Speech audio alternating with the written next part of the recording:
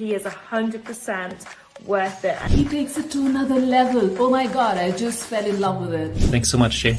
Blew my mind.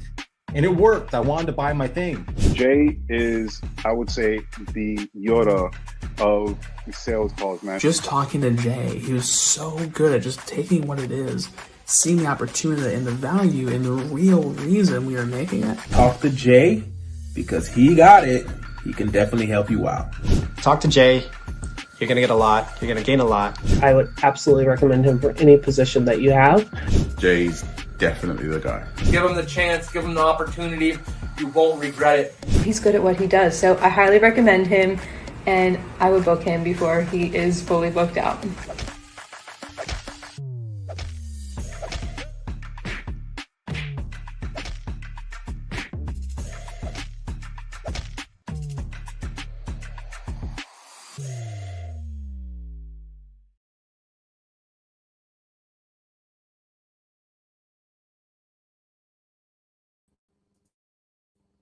Welcome back to the Sales Ninja Show podcast, where we cut through the noise, ditch the outdated sales tactics, and show you how to close deals with confidence, strategy, and integrity. I'm Jay Lee, founder of Sales Ninja.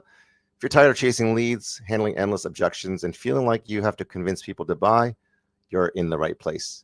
Here, we do sales differently. We believe in positioning over pressure, where the right people lean in without the need for pushy tactics. Ew. That's the heart of the reverse glass selling framework, a kingdom-driven approach built on trust, service, and true connection. Because when you lead with value, sales become effortless. And when you sell more, you can give more. Today's guest is a visionary entrepreneur who blends creativity with smart strategy. She's a transformational business strategist, speaker, and #1 international best-selling author, featured in Forbes and Entrepreneur magazine. She co-founded Evolved Podcasting, helping leaders like you elevate their message, turn their voice into measurable impact. Through her work, she guides entrepreneurs in amplifying authority, expanding influence, and generating new income streams with the power of storytelling and AI innovation. Please welcome Rae Ireland.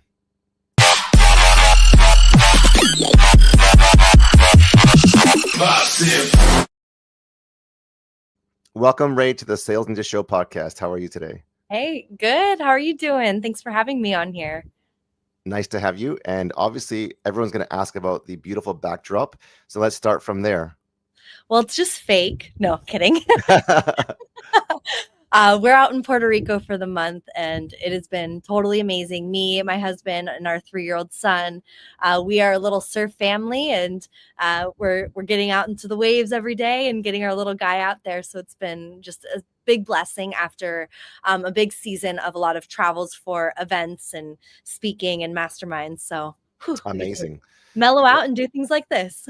Awesome. So, and we'll get there to the conversation of AI and video avatars and deep fake and stuff like that, because, you joked by saying, hey, this is a fake AI background. But, with the advancement of AI and technology, I mean, I'm in a mentorship program where the AI avatar is actually a coach and has talked to people like Dr. Phil, on TV in real time with real responses. So it's not far from the truth. And this is kind of amazing time and a scary time as well. Mm-hmm. So let's talk about, your personal journey. What inspired your journey into creative and transformational strategy? Yeah, for me, it was just a personal experience. So I was an artist my whole life growing up, dancer, ended up studying and leaving school early to go become a dancer in New York and Boston. And from there, ended up getting into the music scene. And I was a touring musician for about 5 years and built up our touring band, basically playing on the street corners throughout the US, into a nationally touring act where we were playing festivals and amphitheaters and all the stuff, living the dream. And so I most identify as an artist or a storyteller. Never thought I would be a business person, but as we were doing the arts, I realized someone's got to learn business here, because we could be, the best performing artist, but still we're not getting booked. So that was sort of my beginning stages of getting into business. And then going into the personal development side was when I was living out this rock star lifestyle, and I wasn't walking in my faith at the time, but my life was really just shambles. Like we were doing 20 shows a month, all in different cities, and it was the full rock and roll scene, right? And drugs, sex, alcohol, all the stuff. And I had one of our homecoming shows after a big long tour, and we were going back to San Diego. Had a huge like sold out show, and I got into my car after that night and I was like, I'm done. And so I actually ended up having a moment where I just decided I'm done, and I drove my car off of a cliff. And What? yeah, not good. Like that's how bad things had gotten. And I'm going off the cliff, and this was when I had a big encounter with God, and this huge almighty presence came in as I was going up to the white light. And I remember him just asking me, like, do you want to stay or do you want to go? I'm like, I want to go. Like, get me out of here. Like, have you seen my life? It's a mess. My relationships are a mess. My health, like the way that I connect with myself, I don't have a connection with you. Like, and then our God is so amazing that he flashed before my eyes a very clear vision of my future. And it was this reality of husband, kids, business, and impact. And it did not look like anything that my life was looking like at that time, but it was just a new perspective, and I needed to see this new perspective of what was possible. And so in a split second, I was like, that's what you have for me? Like, I want to stay. And literally what happened immediately after that, I dropped back into my body in the rolling car.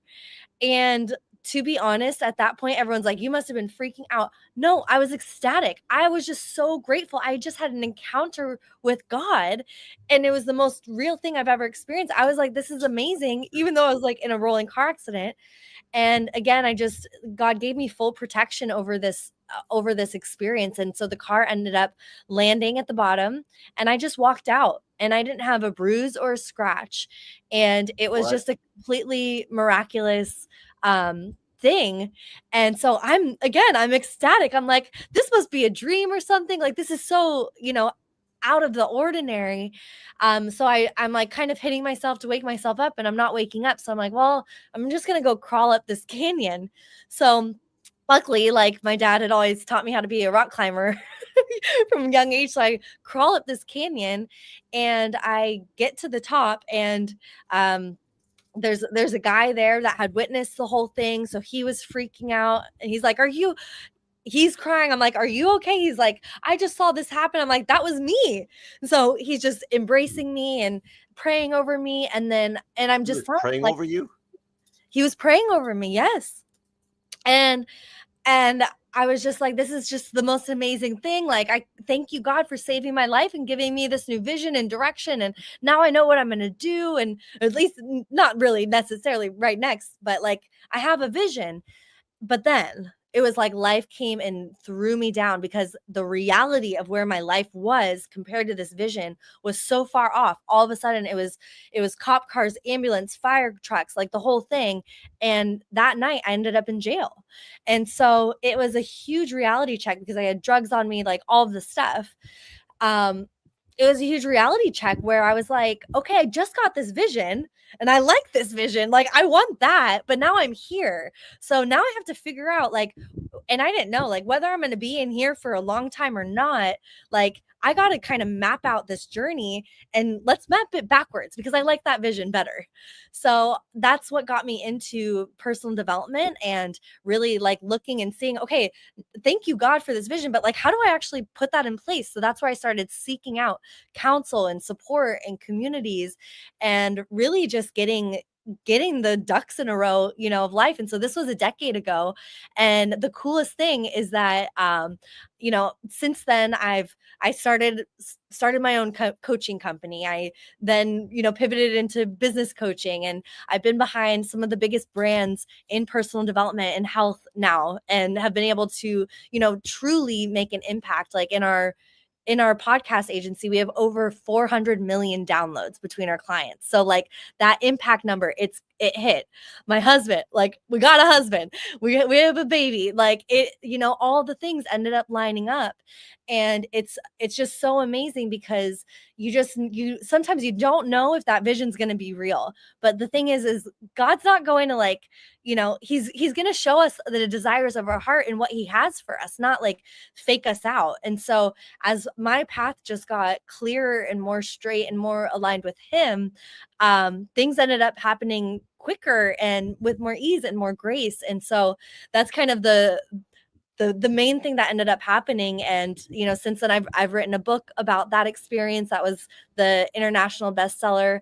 I'm about to release my second book where I actually talk about when Jesus came back into my life and what happened with that even in relationship with that accident and all the stuff.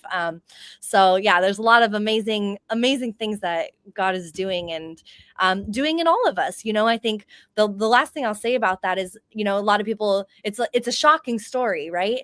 And so I just kind of like to sometimes just let you know, like, I call that my miracle moment, but your miracle moment might be just like tripping over a rock and like falling on your face and like having this aha, you know? So I always just like to say that because I know I'm a little bit of an extreme person. I'm a surfer, I'm a skydiver. Like, I'm like, of course God had to kind of give it to me in this sort of way, you know, but we all get to have our own miracle moment where we get to say, you know, oh, I see a different perspective and I want to go after that.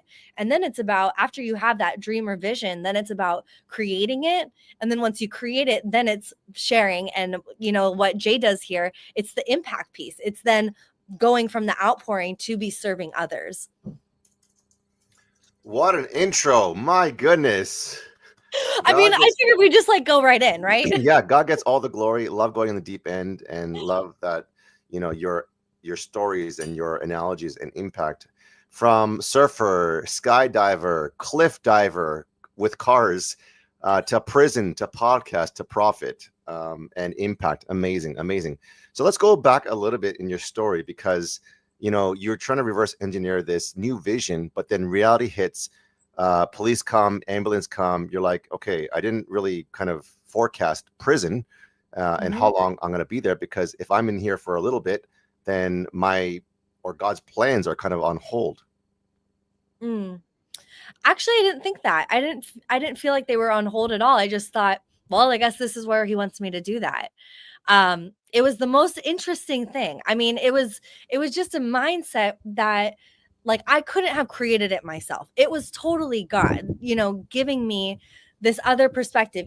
And it was just such a promise that I knew that even if I was in here, that all was still going to happen. So if I was stuck in jail for 20 years, I was like, well, then I guess I'll be writing my books in here and like I'll be figuring out how to make impact and I'm going to be getting my health in top gear. You know, like there was no question mark on whether it was going to happen or not. It was just where and who can I get to help me? Because I knew that the life where I was at, I knew that I wasn't strong enough to be in that identity yet. So I knew that there was a bit of a journey ahead. Well, I think your mindset is already different from most, because when people are in circumstance, a lot of people become victims, and that victim mentality says, woe is me, I'm stuck, I can't do anything, and all these different excuses and reasons, which they can justify in their own mind. But your mindset is one of like, you know, whatever circumstance that I'm in, I will do what I need to do. I will be who God's called me to be. So that's a very different mindset. I think that's helped you get where you want to get. What I find really amazing about, there's so many things in the story, but is that when you're diving or driving off of a cliff, I don't know, how far did you fall and how does a car land at the bottom with no bruise or scratch and you walking out unscathed? Like how far does it drop? Like just give us an idea. So a few days after this had happened, basically after I was released and all of that, I ended up just being in jail for one night. One night. Praise God. That was a miraculous thing in itself. So I ended up out of there really quickly. And then it took a while to even find the car and where was it, what towing place. So my mom ended up taking me and we're there. And actually, when we called to find the car, the guy couldn't understand. He couldn't understand that he was talking to the person that was the driver, because he said he had never seen a car that bad and talked to the person within, that week. Yeah. So he said, come find me. Like, my name is John. When you get here, come find me. I have to meet you. Like, this doesn't make sense. Yeah. I don't understand. So we get there and we actually find out, like, in my memory, because God had protected me in that experience, I just walked out and I literally I was like, this is weird that I don't have a bruise or a scratch. But in my mind, I'm thinking maybe maybe it was just one flip or something, right? I don't really know. And so we get there, the car is actually completely smashed everywhere except for over the driver's seat. It was like there was this egg of protection. So every single window smashed in except for the driver's window. And right in front of the front window, it was still there. And the whole thing had gone into the passenger seat. So it was like, thank God there was no one else with me. Like, it was only me that was going to be able to survive that entire crash. And one other little miracle moment that happened in this was the night before. I had shared, it was a homecoming show, so I was there, my family was there, my parents were there, and my mom knew, I think intuitively, that like I was struggling with stuff. So she had actually given me a necklace, and she said, like, keep this necklace and just like connect with your protection and your angels and God. And so I put that necklace on that night, didn't really think much of it. But when we went to go get the car, it was so smashed, my mom almost fainted. So she had to go, like, she left the scene. She was like, I can't do this. So I start walking around the car and I get to the driver's side, and there is the necklace just sitting right there. So I asked the guys, I'm like, did you guys put this here? Like, how did this? And they're like, no, like, we didn't touch anything inside the car. And I was just like, wow, it's like, if I needed a confirmation from God to say, like, I got you, like, this was all part of the plan, it was just a total miracle. So they said that the car probably flipped around 4 or 5 times. Do you know how far the elevation or how high it was? I'm not sure. Maybe, I'm not really good with the, like, maybe 75 feet, 100 feet.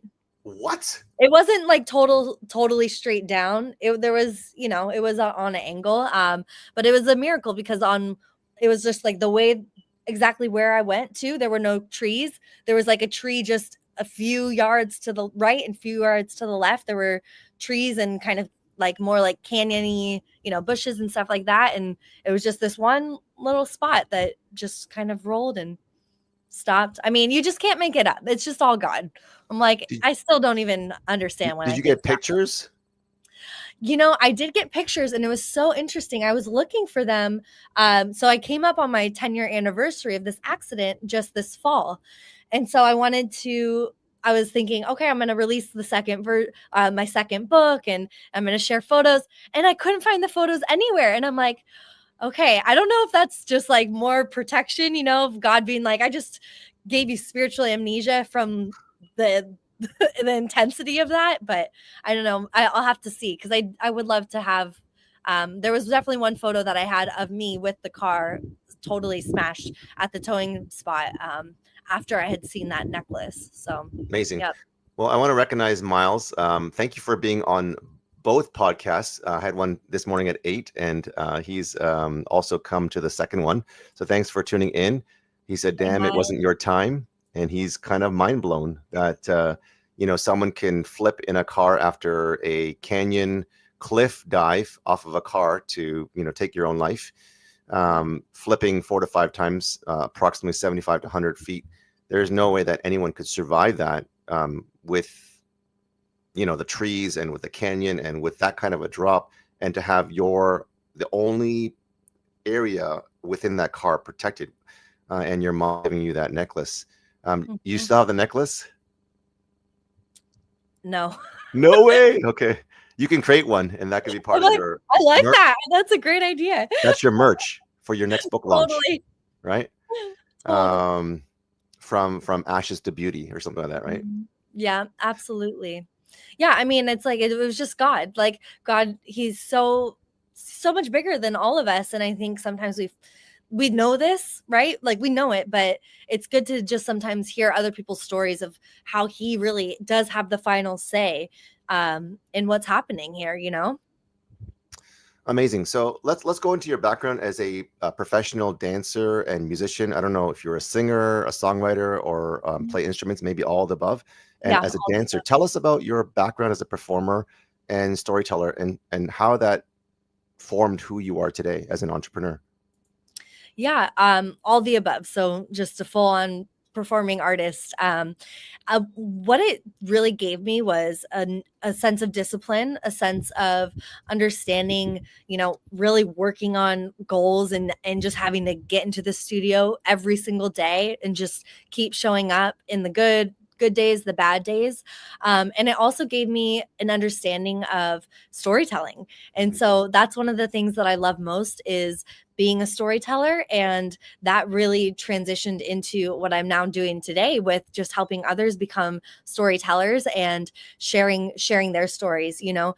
And it's kind of interesting too, because I think there's so much that I've learned by being a performer, but then there was also there was so much that I actually had to take off, you know, like this whole idea of performing to show something, where I think really like what we're all craving, at least right now in today's world, is just people that aren't performing, right? You don't have the filter on, like you're just being real. You're not just giving the highlight reel.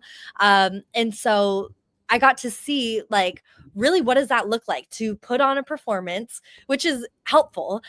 Say you're, you know, speaking in front of an audience. There's times where it's actually fun to put on a performer identity and create entertainment. Like people do need to be entertained.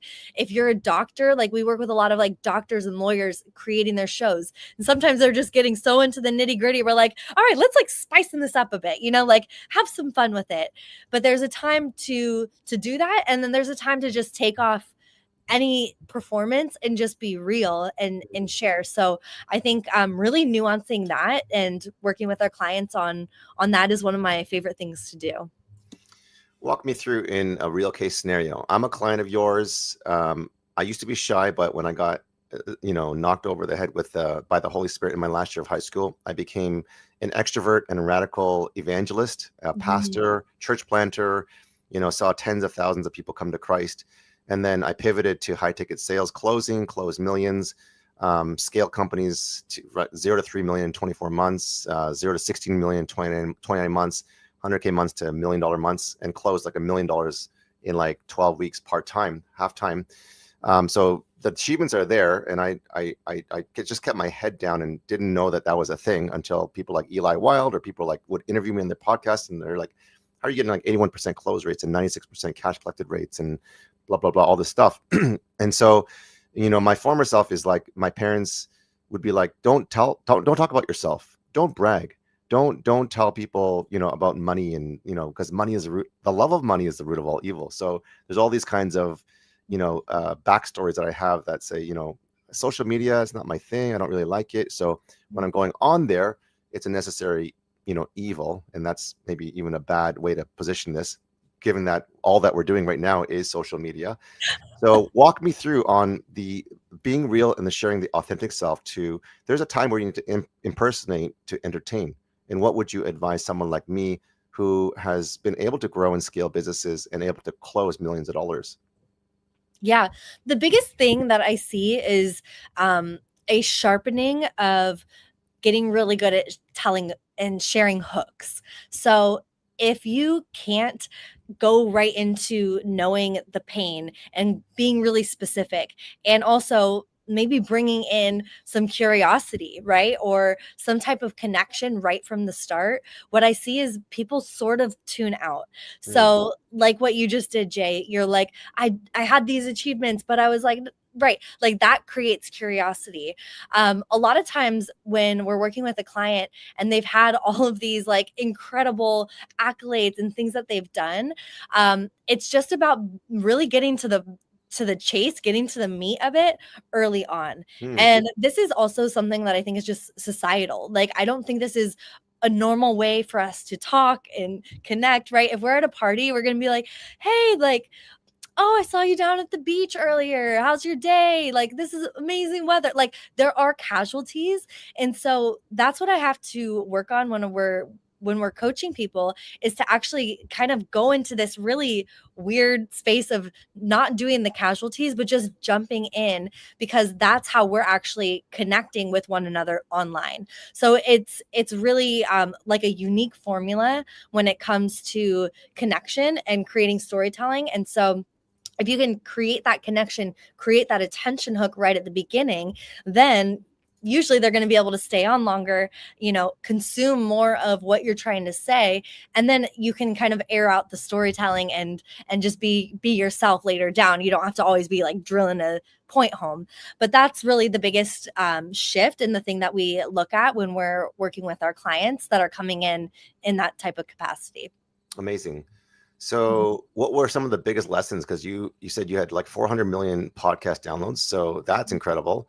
And what were some of the biggest lessons you learned while building the Evolve podcasting? Yeah. So some of the biggest lessons we've learned, and I'll kind of put this in the podcast perspective and less of like the us building the business. And if we want to go there, we can. But I think it's helpful probably for audiences to hear in terms of how to actually grow and scale podcasts. One of the things that people would always come to us with is, hey, I want to monetize this. And that's important, especially, so all of the podcasts that we're partnered with and behind are impact first. That's just how it goes. But what we saw about like 3-4 years ago is everyone was so impact first that they actually didn't want to make money from their podcast, because they're like, this is my overflow. This is how I want to give. And we're like, yay, we love this. And, that feels great. But it doesn't feel great later on when you are 50 or 100 episodes in and you're like, I'm kind of tired of this expensive hobby. And I would actually go rather like take my family out for dinner, or like, take my neighbors out for dinner. And so there was this really big shift that had to happen that we recognized, where we're like, we actually have to make sure that podcasts are monetizing so that they have the longevity. Because if you really want to make a big impact, it's actually going to take those reps. Yeah, you can have like a podcast like pop off, or, like a hit singer gets a one-time song, but what is that actually going to do in terms of like legacy? It's not much. It's going to take longevity and really building something out from a podcast and letting it live and breathe on. And so that's where we started to shift things. And what we found is there's really a very like clear structure and system for monetizing shows. That was one of the biggest learning lessons that we had to go through, which is, not necessarily jumping into ad spend or things like that, or, really understanding where's the podcast, where's the business, and where can we stair step our way into more monetization and more impact simultaneously without jumping over things, because sometimes we would start monetizing shows in different ways and then basically burn out the audiences. So that was one of the biggest like strategic things that we've learned in the last few years. So I'm curious, because you said, there's people that you talk to that have 50 to 100 episodes and haven't monetized. So I'm just crossing 150 episodes in the last year and a half, and I haven't really monetized because, it was like impact. It was like you said, impact first. Mm-hmm. Actually, to be honest, that's not entirely true, because I have actually enrolled clients and have done partnerships. And recently, more so now, I think because of authoritative expertise, the social proof, and, I'm doing, 2 to 4 podcasts per week. That visibility is getting out there. I'm not like on the Forbes magazine. I'm not on the Entrepreneur. Like, you're like on all these different big stages. I'm actually curious, how are you doing all these things to get that visibility and to monetize podcasting? And what's some advice that you can give to myself or other people that are, looking to launch a podcast or to get brand visibility? Yeah, absolutely. I think one thing is just to make sure that you do have a monetization plan from the start. That's one of the best things. We've seen clients literally monetize their show within 48 hours. And so that's helpful. It's like, and that's not going to happen with everyone, but it's happened with multiple. And that's helpful, because then that's just more fuel in the fire to keep keep things going. So I love hearing that, like, okay, yeah, you know, you even caught yourself. You're like, I haven't. Wait, I have. There's clients and opportunities. And that's the start. That's like, you want to start doing it in the most organic way where you're just building relationships. And that's what a podcast is really all about. That's what it's for. In my perspective, is that it should be a relationship accelerator first and foremost. And we never know what God is going to do with our relationships. And I do think I'm not alone in being someone that is praying every day, like, God, bring me the people you want me to do life and business with, right? Like, yeah, I talk to people all the time. They're like, I say the same thing. I'm like, well, of course we met, you know, and got connected. That makes sense. And so I say that because there's been clients, there's been partnerships, and there's also like so many opportunities, speaking opportunities. We've had clients even like get new opportunities from like the dialogues within their show, realizing, wait, I want to do like this bigger movement. I want to start a national holiday. One of our clients started National Forgiveness Day. And that was from her betrayal podcast. And she realized through all these conversations, everyone just actually wants forgiveness. Let's just like plant this day. So I think first and foremost is just staying organic and staying in that relationship building space. And then once you see traction starting to build, that's where you're like, okay, there's traction. Let's run. Let's go in this direction, because we each have our own unique like niche and like people that God wants us to steward and bring value to.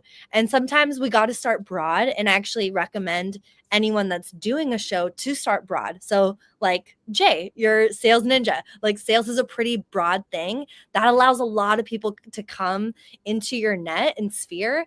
And then from there, you're going to start to see, I'm sure you're probably already seeing, like, what is the repetition of people that are wanting more of what I have, where there's good like synergy and good fits. And then you can narrow down organically from there. So okay, I think I maybe went off a little topic from your question, but no, it's good. Like, so I'm just thinking, like, you know, when someone like myself or people who are listening have a podcast that hasn't monetized, and you say, you know, monetization can be happening from the start, even within 48 hours.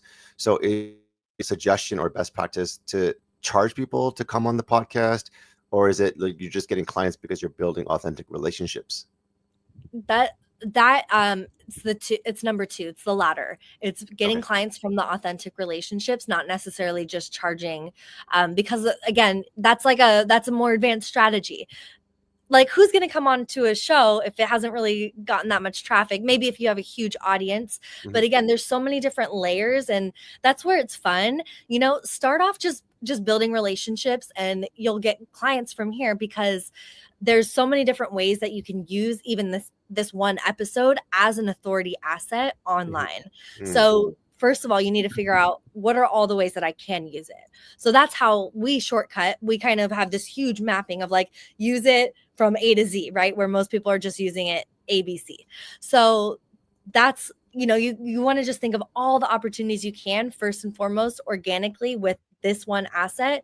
And then from there, you can stack on different monetization strategies and tactics.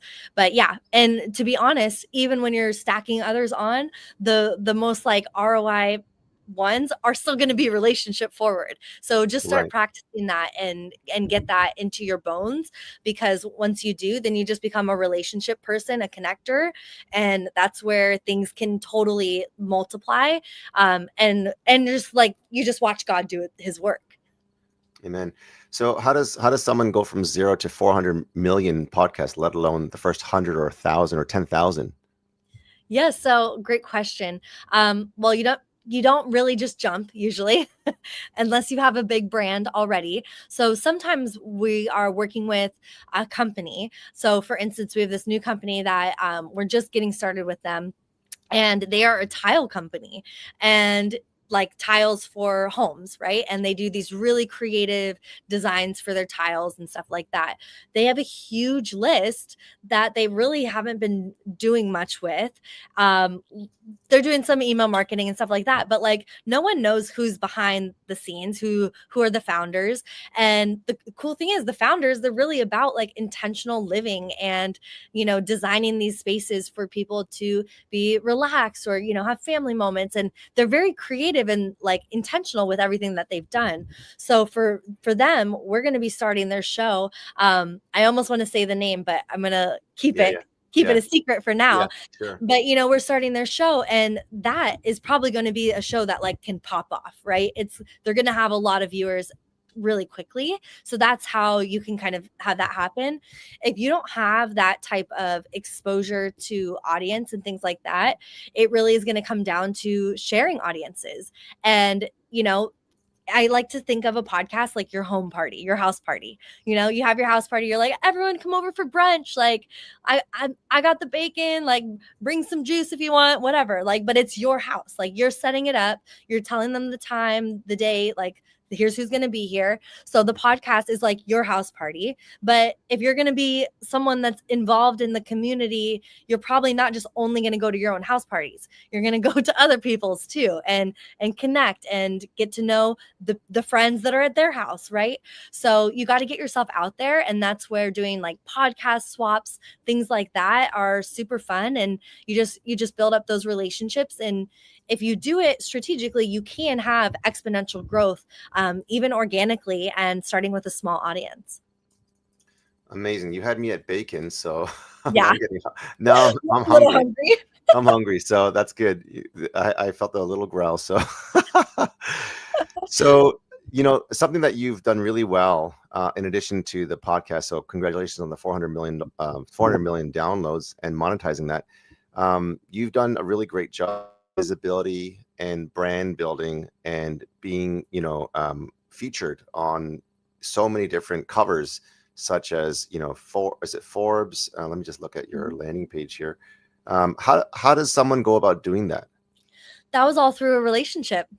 So, you know, it's amazing what's possible. But yeah, through relationships, through people that I've met and connected. And I think there's more people that want to help me forward that we sometimes think in mind.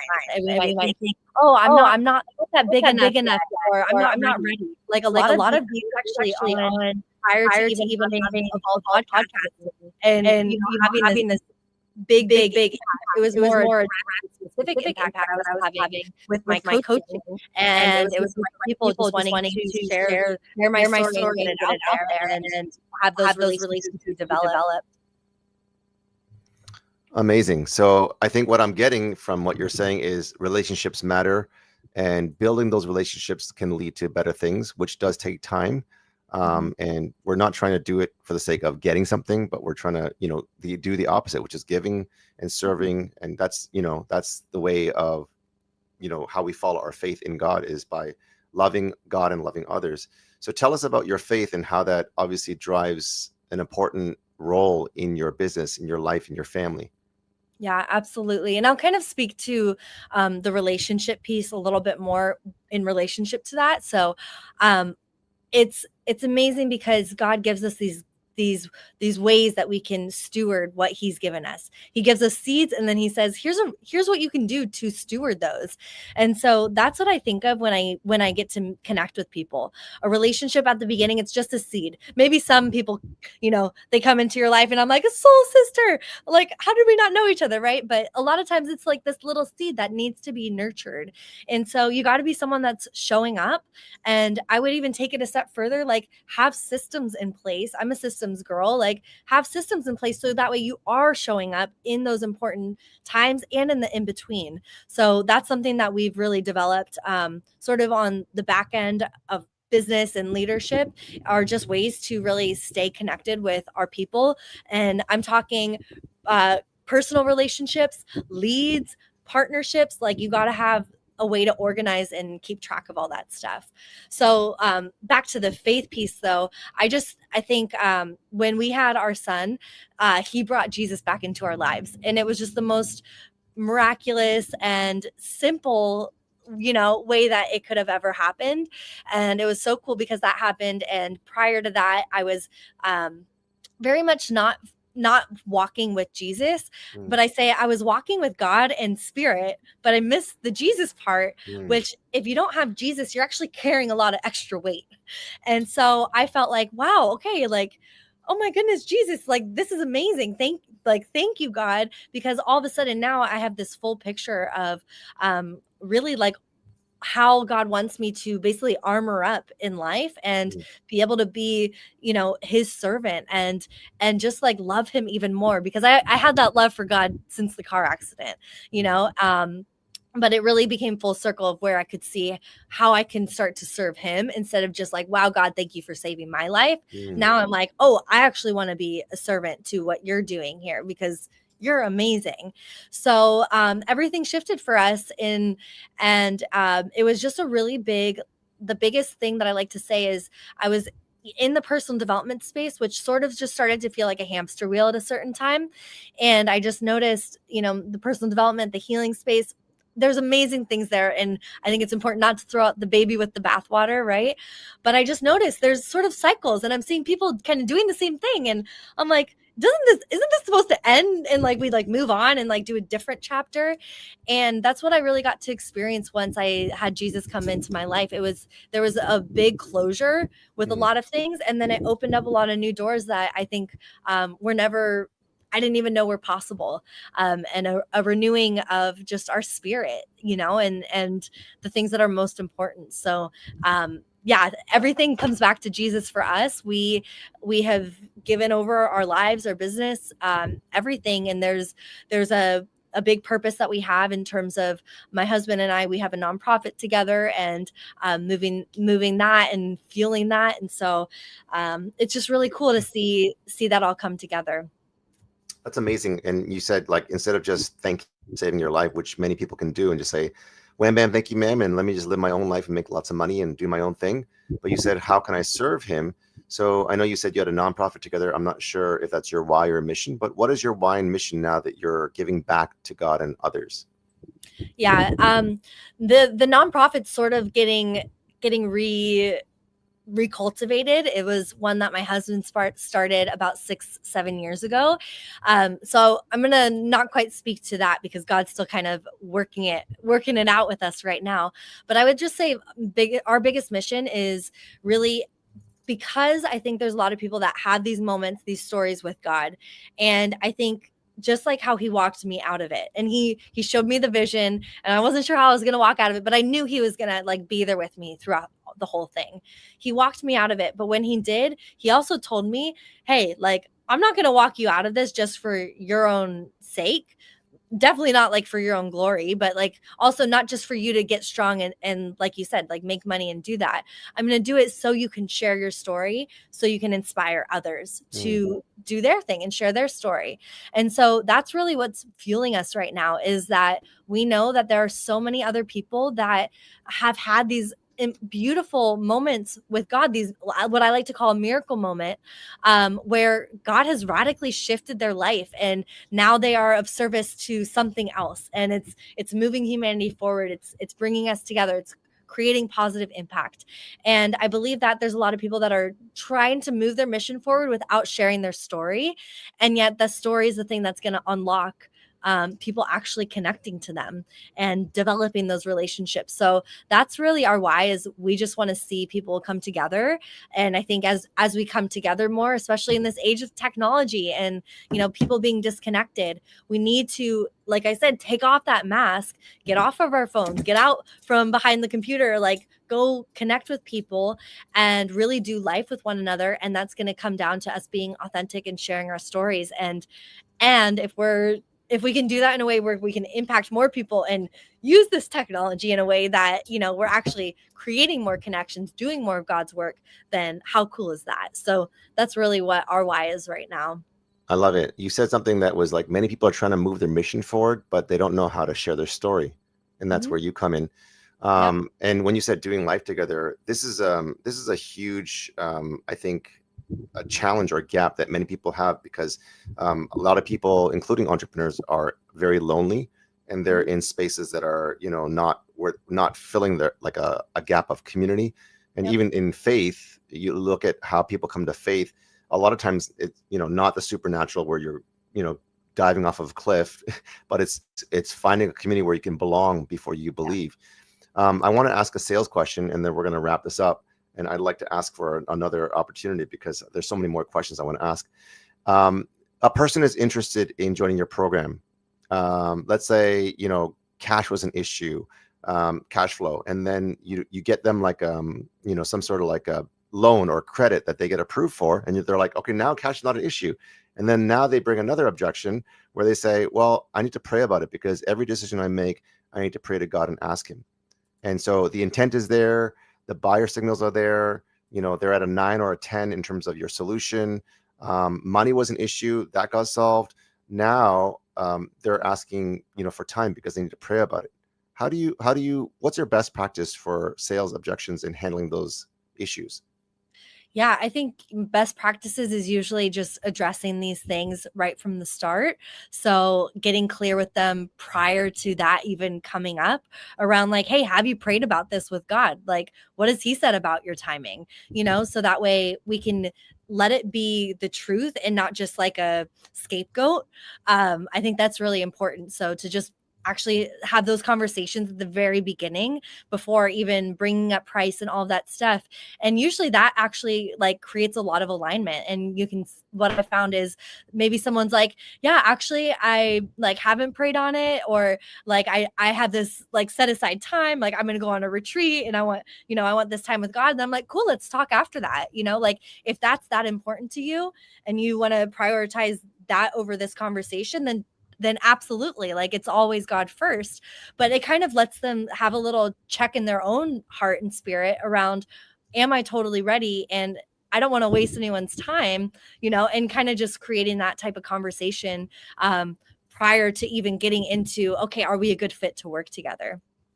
Yeah, because I find, I don't know about majority of times, but like, because this is all subjective, but a lot of times there's like the objections. I mean, there's justifiable objections, but some of a lot of them are actually really like they're afraid, or you know, they've been burned, and just like when we don't get down to the root causes or issues, it becomes a smoke and mirror.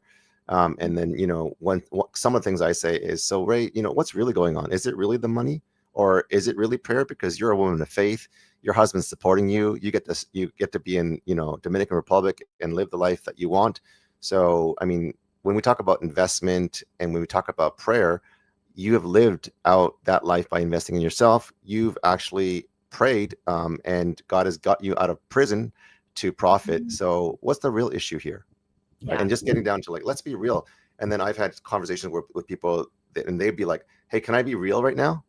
Because I've asked those questions, and I'm like, thank goodness we weren't being real before. It's like, you know, at the health food store, it's like there's a health food section. What does that mean for the other foods, right? Like Totally.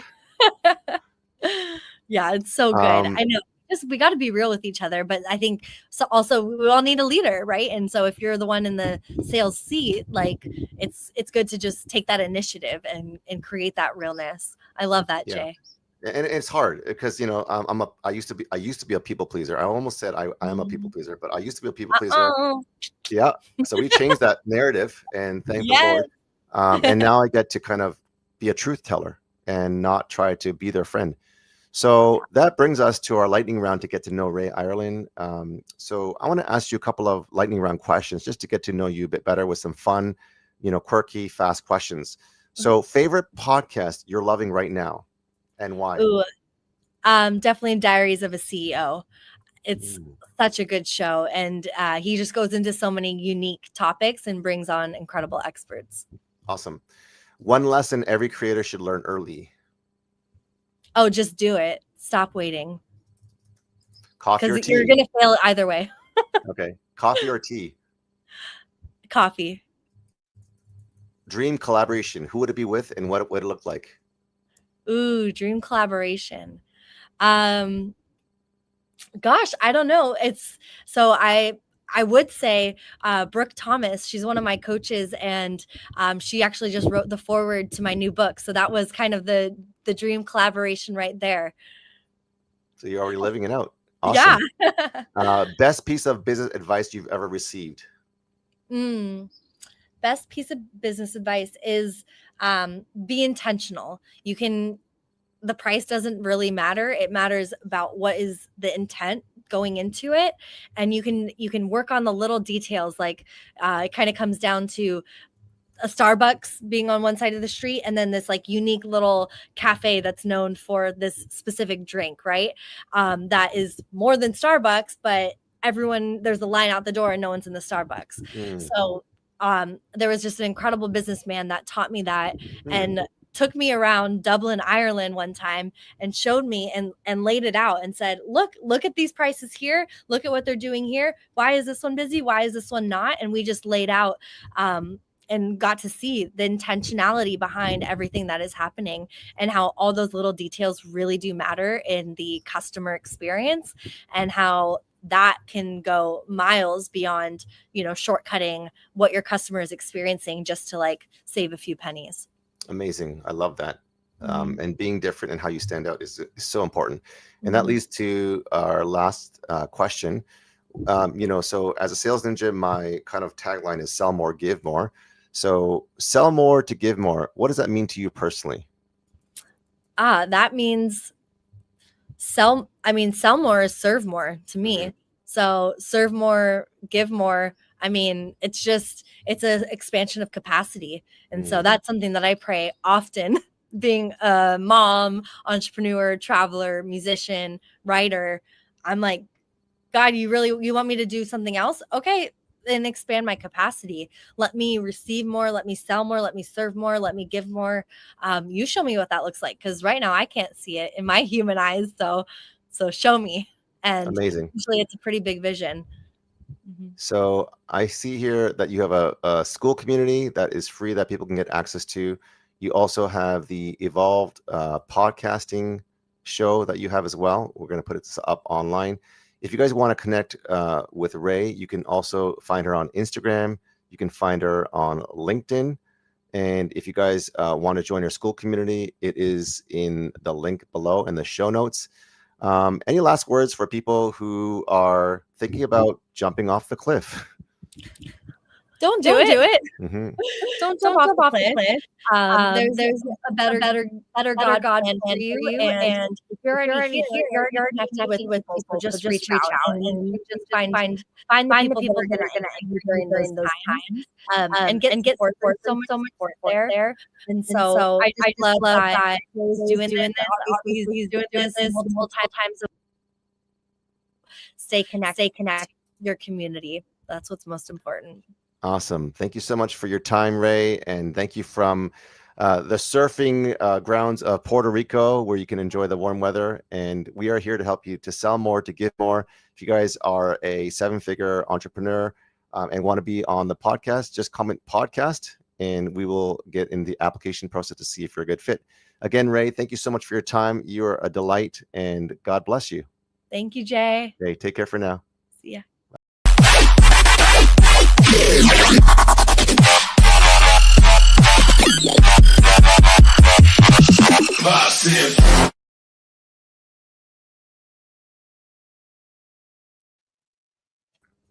Okay, we are off